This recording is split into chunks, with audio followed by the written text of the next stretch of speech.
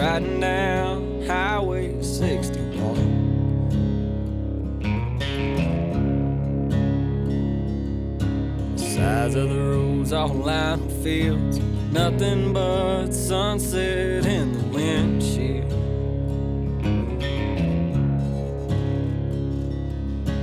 Feel it as soon as I ride into town. This is where I go to slow down. Miles and miles of soybeans and corn. I'm in the place where the blues was born.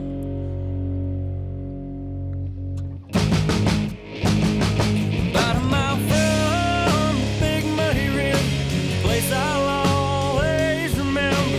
Cabin on the lake and a fishing pole. Forever here I'll rest my soul. I can feel my worries drift away from being out in the sun all day. No matter where in the world I go, I'll always find home on the banks of that oxbow.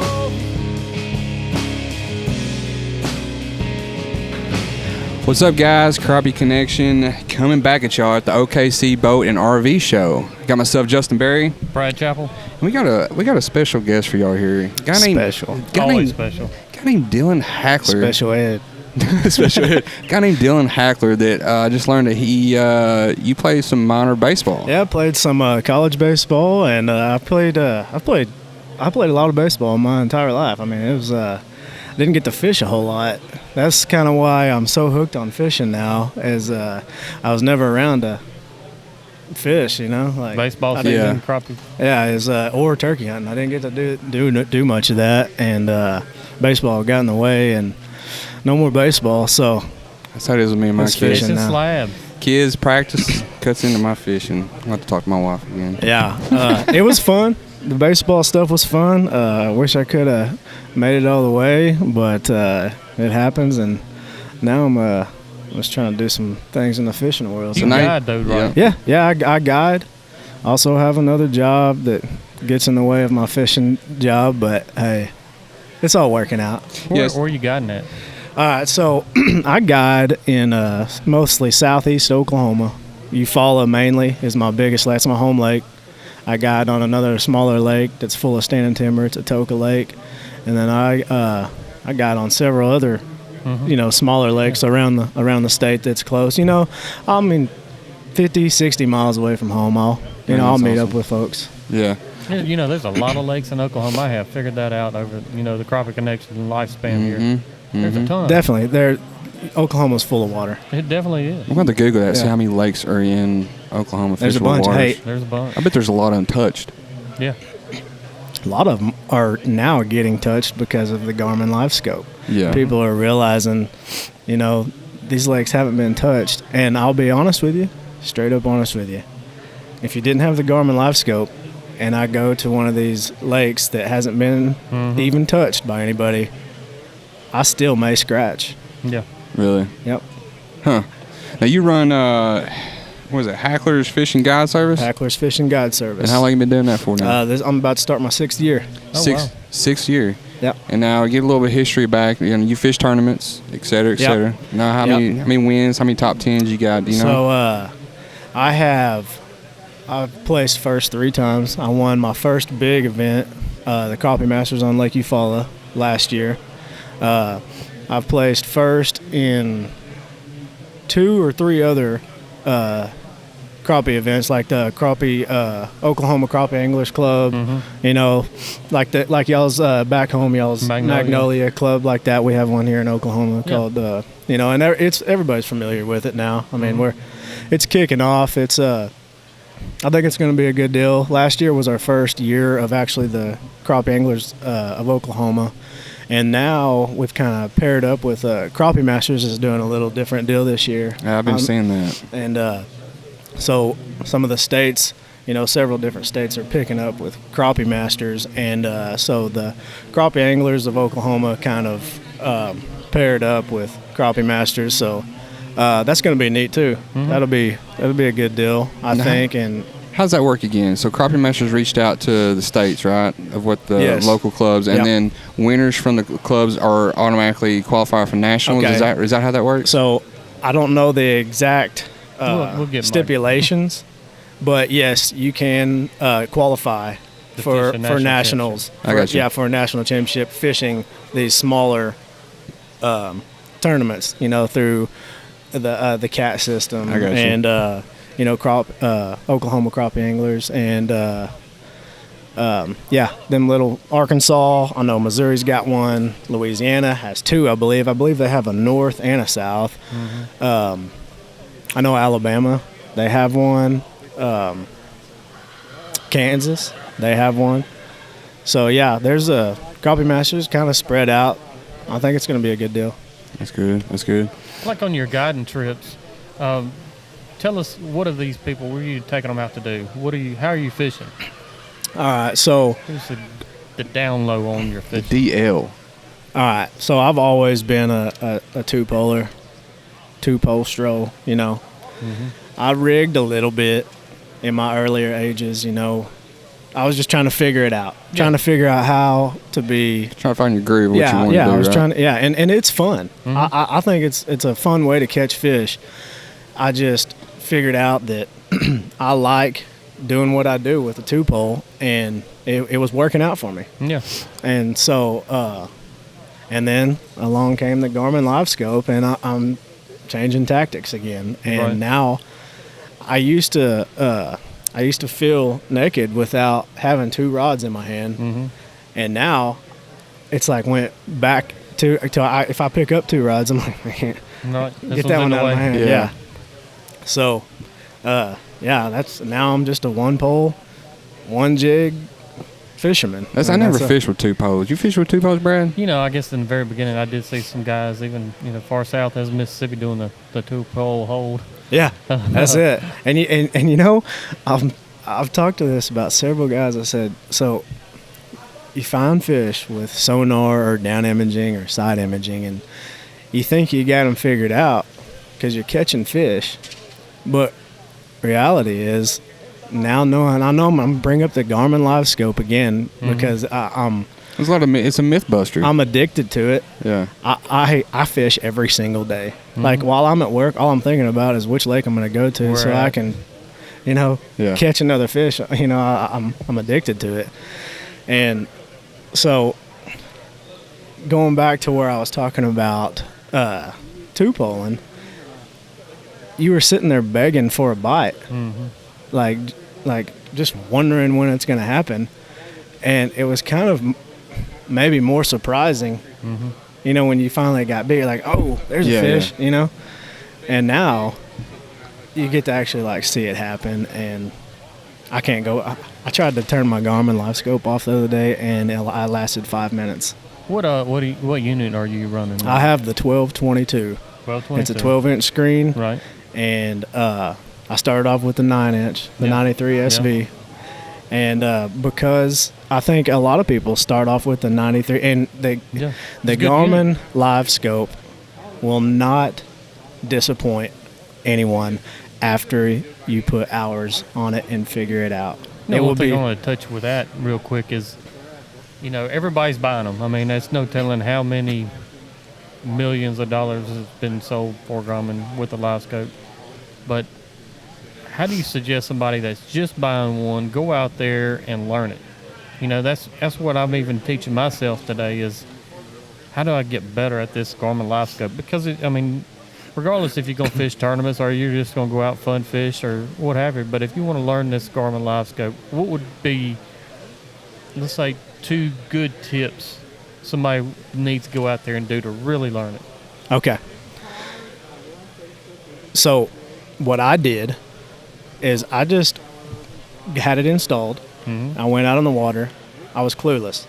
Right. I went out for the first week and thought, I'm glad I only bought this 9-inch, because it was cheaper, because I couldn't figure it out like I have now. Within one day. Yeah, I mean, you go out, you're going to be frustrated as soon as you get it. You're going to go, well, I don't know how these guys are doing this so good. There must be doing something else.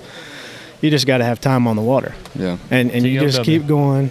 All right, so anything that you do repetitively, practice, you get better at it. That's all you got to do. That's my number one tip on how Practice. to get is you just keep going, keep going, keep going, keep going. When you think that you ain't there, keep going. So the second tip, I mean, Your bow's going off. You're sitting there looking at it. everybody's looking. Yeah, this is not my wife. I'm going to have to turn down.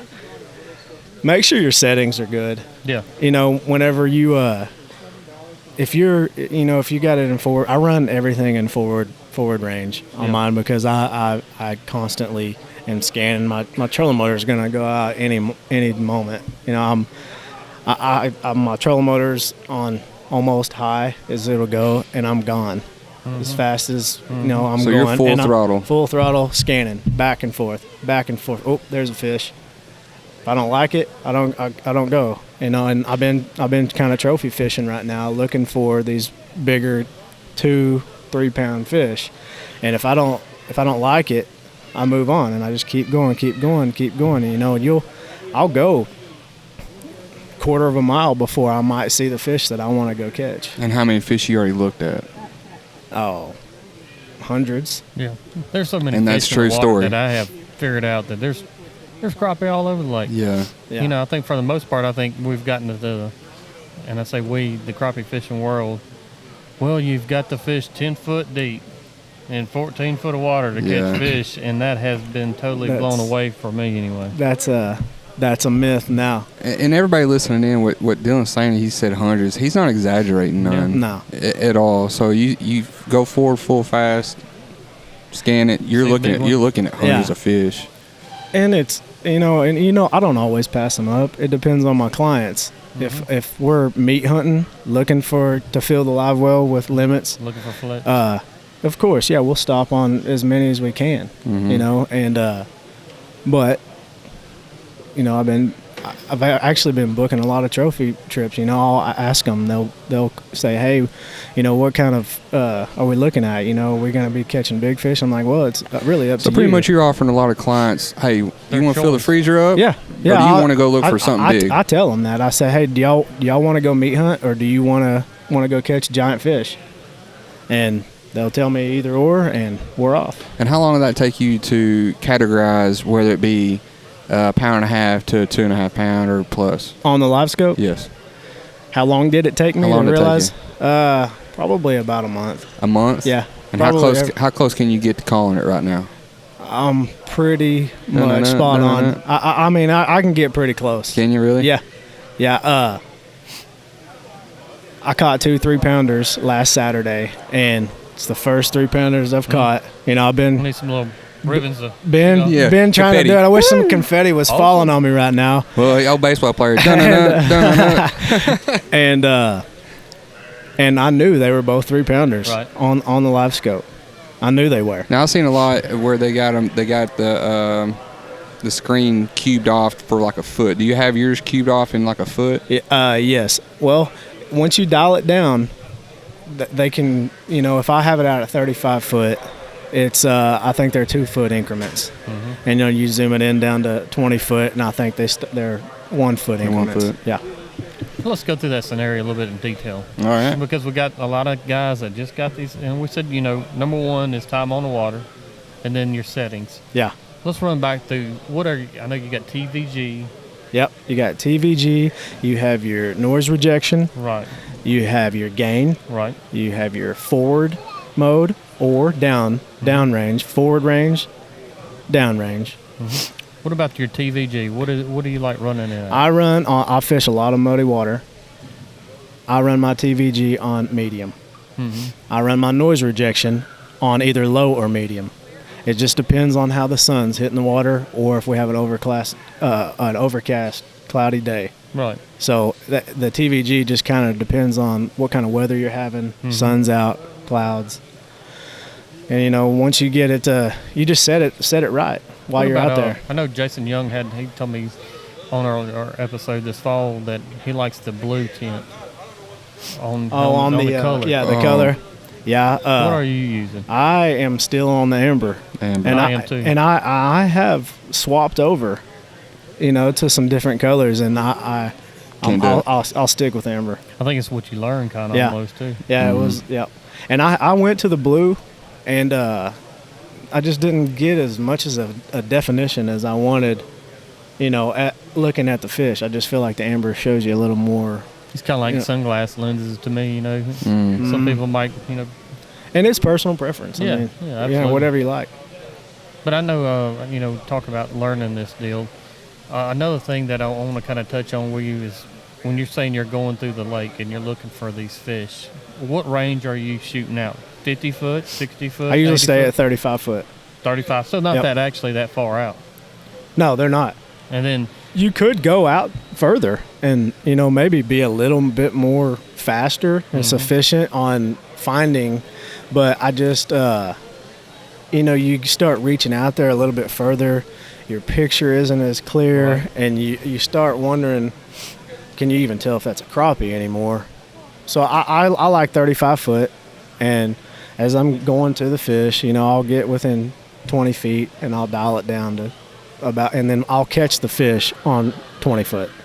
I won't dial it down any further than that. So for instance, 35 to 20. Yep. So for instance, you scan out 35 foot max. Yep. You got your trolling motor on 10 full max. Yeah. And let's say that fish is dead right in front of you. It don't move. And you're coming. Does your boat slow down that much within that distance? It does. Yeah. Where But you have time to back off of it? Yeah, I do back off of it, yes. And if I feel like I'm going to overshoot the fish and it's not going anywhere, I will go ahead and put it in reverse so I don't overshoot the fish. Right. Huh. So, yeah, I mean, most of the time I'm on high. And as soon as I see the fish come into the screen at 35 foot, I will pretty much shut it down and just kind of Coast into the fish. And then I'll obviously turn my trolling motor down from there, because if I do have to move, I don't want to be on 10. And So how in your boat, how fast you got it on 10 full throttle? How fast can you scan? Mile and a half, 2 mile an hour? It's about 2 mile an hour. 2 mile an hour? Yep. No, yeah. Yeah. With a 36 volt. Yeah. Yeah, and it's fishing tournaments. I just think it's the best way for me to find the best fish to catch for the tournament. It's kind of been proven in Oh yeah. 2019. Then. Yeah, people are doing No it. doubt. People A lot are of doing guys are it. learning, and there's going to be some new guys that's never been really talked about before come up in spotlight. And Oh yeah, there's going to be several. There, Oh, yeah. it's not Every going to year. be the same guys winning over and over and over anymore. It's going to be, who I think who it's gonna found change. who's going to find the fish. It's pretty much going to be a luck game. I mean, it's just going to be who's on fish. Yeah. Once everybody figures it out, it's going to be. I mean, it's obviously a game changer already. To everybody. And there's going to be some people who don't figure it out and give up. They're going to give up on it because they can't figure it out, and they think that I'll be honest. I started out crappie fishing, trolling, and I'm known for long line trolling, which I will never stop doing because it is so fun still to do. It runs deep in your bones. I'm a long liner, I guess you would say. long liner. But the fish tournaments and anything comes out new when it comes to crappie fishing, I'm gonna kind of put my hand in it, I guess you would say. And I've been playing with live scope. I've had it for a year now, and I've gotten better at it. And, am I able to compete with you guys? Probably not yet. And I just know my own capabilities with that. But I think it's something so new to this industry, and I don't think it's going anywhere. I think it's going to continue to grow. But we talked. Tony Shepard and I talked this past week even about it, and I think it comes back to that's what's so great about this sport is you don't have to sit back and say, well, to compete in tournaments, I'm gonna just learn just this one technique and that's it. But these guys are even learning with live scope, and Tony won the Crappie Expo by casting two Right. Yeah. brush piles. Yeah. And Yeah, and live scopes not going to work on every single lake like you think it's going to. I figured that out the hard way. I went into Lake Hamilton at the Crappie Expo with high expectations. I got this Garmin live scope figured out. Yeah. Well, I got the hammer laid on me because I did terrible at Lake Hamilton. Live scope did not work for me Well, I'm on in Lake that club Hamilton. Yeah, and props to Tony. props to Zeke and John. I mean, they figured it out. Yeah. Yeah. It's going to make, I mean, everybody says, well, it's still going to take a fisherman. And it takes somebody that's going to have some kind of dedication level to get out there and really learn this and perfect it. And there's a lot of guys out there. I mean, buddy Josh Jones, he kind of kicked it out and threw out a lot of videos and done a lot for it. Oh, yeah. Yeah, he's the one who pretty much started this. Yeah. And then it's just gotten, everybody's getting it, and it caught on fire. It caught on fire. It did. Yeah. You think there's anything else that could come out rather than? I mean, I don't know if they can tweak it, make it any better. We was I think they can talking make it about. You think so? I think they can with the image. With the imaging? Just resolution. Yeah. I think that's more very HD. possible. More HD. I think somebody, I believe it was Tommy Azell. I see he posted something on Facebook the other day that said, he was using the Garmin Live Scope, and he said something. He said, I don't know if it can get any better than this. What are they going to come out with next? Are they going to have an Alexa to where you can say, Alexa, he said something like, show me a 2-pound fish. Yeah. So it was kind of funny, but it's kind of the truth. There's no telling what's going to, I mean, they might do it. Yeah. Who would ever figure that they would come out with that? Yeah. And then boom. Yeah, I mean, I would have never in my life dreamed that you could fish live. See your men on the hook. Watching everything. That's scary. Yeah. Yeah, I mean. It's real scary. It's a good deal. You got anything else you want to add, No. Brad? Just had a ball. Looking forward to 2020 season here. We're getting set. We're getting ready, and everybody, stay tuned. We've got a lot of big plans in place for 2020 with the Crappie Connection. Big plans. So Dillon, we appreciate you coming Hey, man. on. You bet. Everything. Other than that, guys, check out Dillon Hackler on Facebook. He's got a guide page, Hackler's Fishing Guide Service. That's it. So check him out. If you want to fill the meat up, fill the deep freezer up full of meat, or you want to go catch you a trophy. Give me a trophy, holler. meat, don't matter. Let's go. Yep. All right, I'm Justin Berry. Brad Chappell here. Dillon Hackler. Dillon Hackler. All right, we'll see y'all later. Appreciate it. Holla. About a mile from the big muddy river, a place I'll always remember. Cabin on the lake and a fishing pole. Forever here I'll rest my soul. I can feel